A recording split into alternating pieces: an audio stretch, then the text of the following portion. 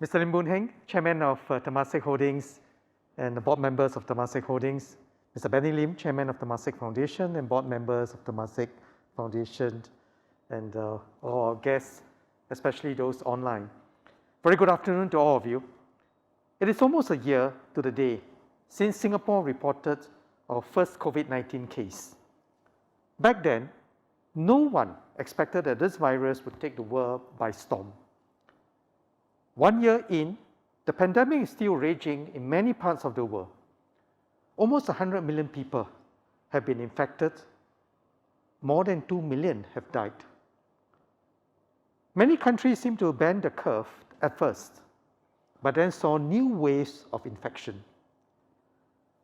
The rapid development of effective vaccines has allowed us to start 2021 with a glimmer of hope. But we must not assume that it is a silver bullet. Time will be needed to produce, distribute, and administer the vaccine. The discovery of more infectious strains is a reminder that this pandemic is far from over. We must be prepared for more twists and turns before the pandemic ends. We must continue to remain vigilant and adapt to the situation. But the 1 year mark is also a good time to reflect on the lessons we have learned so far. This will enable us to strengthen our fight against COVID-19 and increase our preparedness for the next outbreak. Because disease X is not a matter of if, but when. The lessons from SARS in 2003 put us in a better position for COVID-19. We trained healthcare and frontline workers to better deal with infectious disease outbreaks. We expanded and upgraded our medical facilities. But COVID-19 also taught us that the nature of each virus, and indeed, going through all the past crises, of each crisis is different. There will be more lessons to be learned and some to be unlearned before this crisis is over. The key is to stay nimble and learn as we go. And as Mr. Richard Magnus said earlier, we must work together and learn together. But as I reflected on my initial takeaways from COVID-19, let me share 3 fundamentals that will strengthen our overall resilience to take on disease X and future crises. First is the critical role of science and technology around the world in combating COVID-19. The rapid development of test kits and therapeutics allowed for effective detection and treatment. The deployment of digital solutions augmented contact tracing efforts. Many other innovations enabled businesses and people to adapt and maintain some degree of normalcy during this crisis. Several vaccines have been authorized for use in record time, providing a means to shorten the pandemic. In Singapore, our capabilities in biomedical sciences and infectious diseases supported our pandemic response and also enabled us to contribute to this global effort. For example, we developed several diagnostic test kits, including the Fortitude PCR test kits, which is now used in more than 45 countries, and CPAS, the first serologic test for neutralizing antibodies, to be authorized for emergency use by the US FDA. These capabilities did not happen by chance. The technology platforms that we have built up over the decades helped accelerate the development and productization of these solutions. Science and tech will continue to give countries an edge in recovering from this pandemic and tackling the next one. The lesson here is that countries must continue to invest in R&D even during an economic downturn. Drawing from our experiences over the past year, the global community will need to anticipate and plan ahead. For example, learning from the role of asymptomatic transmission in the spread of COVID-19, we can more quickly develop and scale diagnostic testing. AI can be harnessed to develop better modeling and early warning systems, and also identify potential treatments from existing medical databases. At the same time, it is equally important to sustain basic research and broaden our research foundations, because we can never fully anticipate what disease X will look like and the scientific expertise needed to combat it. Singapore is committed to investing in science and technology. Last month, I announced that we'll be investing Singapore $25 billion in research, innovation, and enterprise over the next 5 years. This includes a strong commitment to basic research and a key focus on biomedical sciences, health, and human potential. By growing our scientific basis, countries will be better able to confront disease X. And by working across borders, the impact of these efforts are greatly amplified and accelerated. This brings me to my second point, the importance of global cooperation in fighting a pandemic. Earlier this week, the WHO Independent Review Panel highlighted how governments and public health organizations worldwide could have done much better at the start of the crisis. There are important lessons that we should learn from so that we can react more swiftly and with greater coordination for the next pandemic. This is critical given how interconnected and interdependent we are as a global community. Despite these shortcomings, there were still bright spots. For example, we witnessed an unprecedented level of information sharing and cooperation in science and technology. The first genome sequences of COVID-19 were shared by China's scientists through the Global Initiative on Sharing Avian Influenza Data, or GSAID. Since then, GSAID has received more than 380,000 genome sequences of the virus from 145 countries. Singapore played a useful role in setting up and maintaining the genomic database for COVID-19 together with others around the globe. As the volume of submissions increased, our team developed new algorithms and computational tools to facilitate curation. GSAID provided a critical foundation for understanding the virus and the development of tests, therapeutics, and vaccines. Continued cooperation also enables scientists to study mutations and the implications to epidemic spread and assess whether diagnostic tests and vaccines remain effective.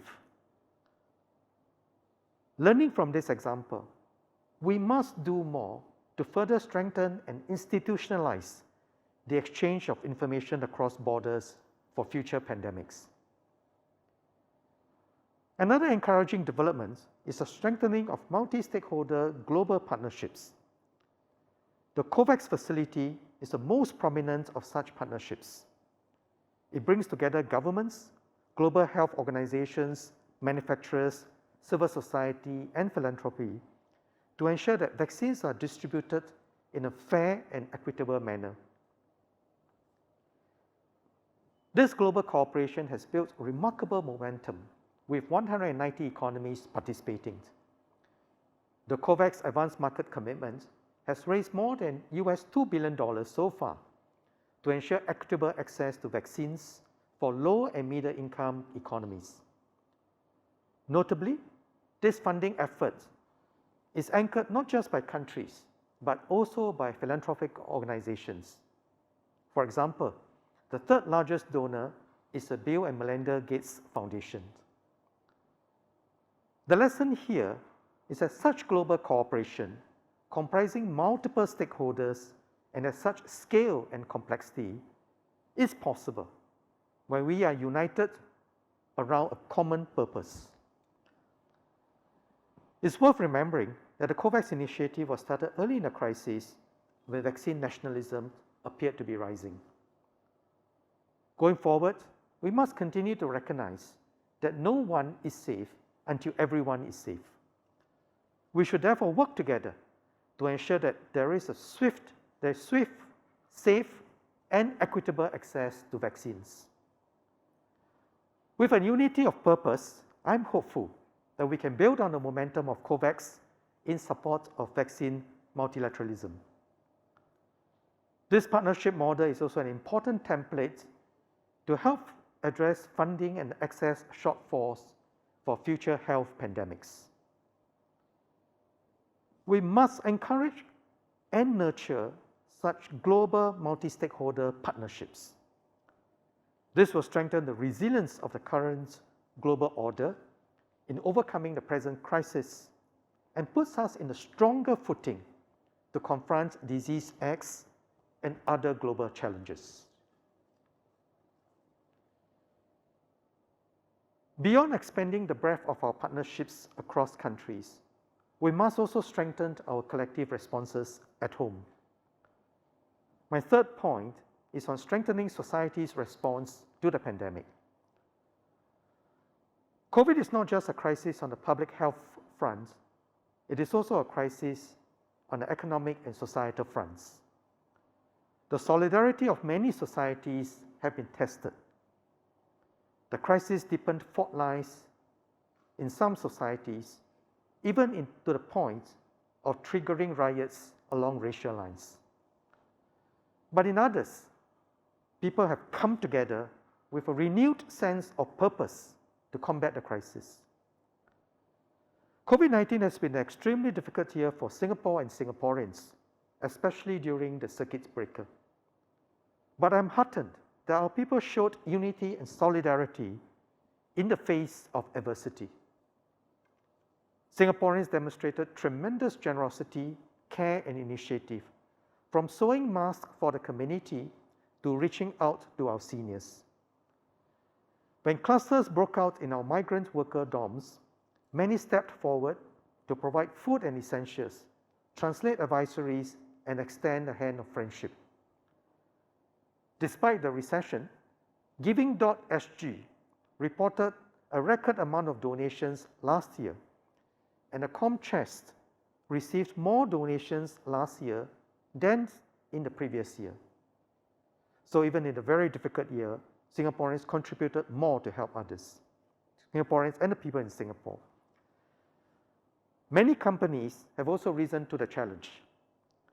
Several Temasek portfolio companies and their network of partners turned 10 empty halls at Singapore Expo into an 8,000-bed community care facility in just 4 weeks. And their contributions extend to many other areas. Temasek Foundation distributed reusable masks to all residents, face shields to school children, and hand sanitizers to all households. The lesson here is that we must work on strengthening our unity as one people in good times, so that we can stand strong and stand together to tackle future crises when they strike. This is especially important for Singapore, as we are more diverse than ever before. Differences are often sharpened in times of crisis, making us more vulnerable to the forces of division. To enhance our sense of unity, I launched the Singapore Together movement 2 years ago to harness our diversity as a vital source of strength and encourage more Singaporeans to come forth and contribute to nation building. Each of us can do our part to make a difference. Together, we can make a bigger difference. So I'm glad that the Singapore Together movement has gained momentum before and during the crisis. So I invite all of you to join us in this effort to build a brighter future that is more resilient to the next pandemic and other future crises that may erupt. So let me conclude. The fight against COVID-19 may be long drawn, as it is a crisis on so many fronts affecting the entire global community. We must remain vigilant and continue to adapt and expect the unexpected. There will be many more lessons to be learned before the pandemic ends. And COVID-19 will not be the last pandemic. So as we mark the first anniversary of COVID-19 in Singapore, it is useful to reflect on what the pandemic has taught us so far and the fundamentals that we'll need to strengthen. COVID-19 has shown us that global cooperation involving multiple stakeholders at significant scale and complexity is possible if we have a common cause. The pandemic has also highlighted the importance of collaboration at home so that we can face crisis with a sense of unity and solidarity. So I call on all of us here and all of us on our video, including companies and philanthropies, to further step forward to overcome COVID-19 and build a more resilient future for Singapore and the world. So I hope you'll find greater inspiration to do so today. We have many interesting sessions coming up. Stay safe, stay healthy, and have a fruitful conference. Thank you very much.